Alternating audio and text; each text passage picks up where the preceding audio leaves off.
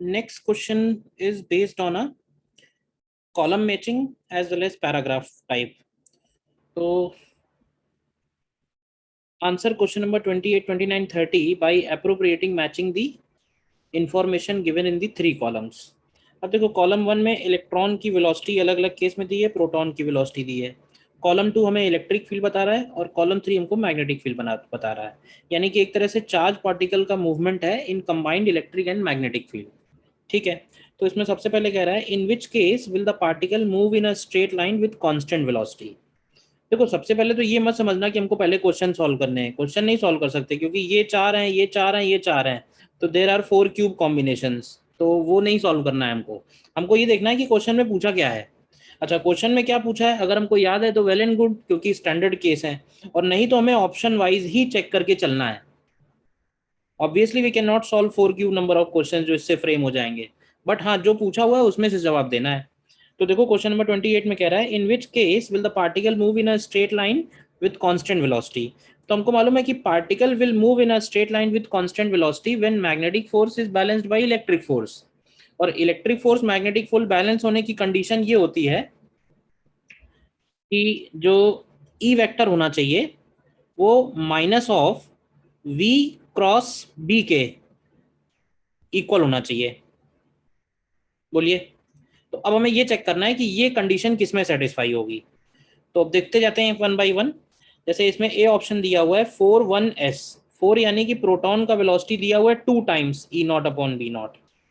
ठीक है, तो अगर velocity 2 times E naught upon B naught है तब तो ये बात वैलिड ही नहीं आएगी, क्योंकि यहाँ से वी की value E naught upon B naught होनी चाहिए, तो हम आगे चेक करने की जरूरत ही नहीं है। देन बी ऑप्शन में कह रहा है 2, 2 वाला ऑप्शन सही हो सकता है। ठीक है, और देखा जाए तो 2 वाला और कोई ऑप्शन ही नहीं है। ठीक है ना, तो बस 2 ही सही आएगा क्योंकि ई नॉट अपॉन बी नॉट तो इसी में है, बट फिर भी चेक कर लो।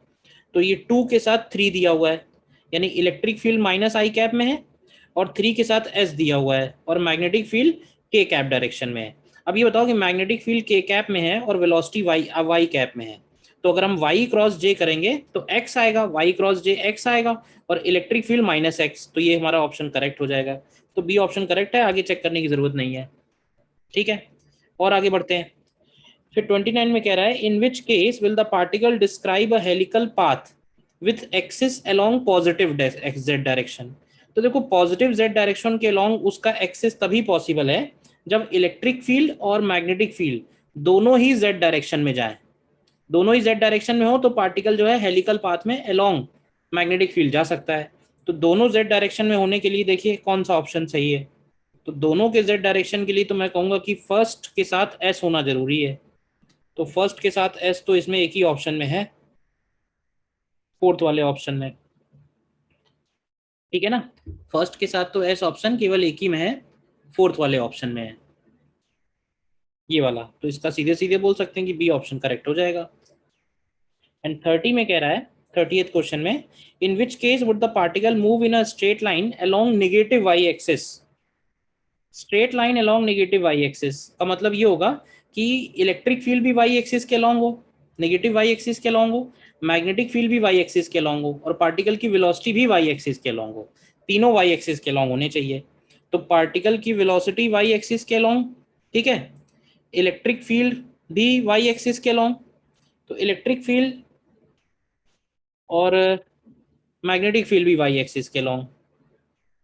तो बट ये कह रहा है कि particle will move in straight line in negative Y axis direction. तो अगर हम इलेक्ट्रॉन लेंगे तो इलेक्ट्रॉन के ऊपर फोर्स तो पॉजिटिव डायरेक्शन में हो जाएगा, तो हमें प्रोटॉन लेना पड़ेगा। तो इसका मतलब है कि सेकंड ना लेके ये वाला ऑप्शन ले लें। देखिए, यानी कि 3 2 R बन जाएगा, तो 3 2 R हमारा ऑप्शन सी करेक्ट हो जाएगा। ठीक है,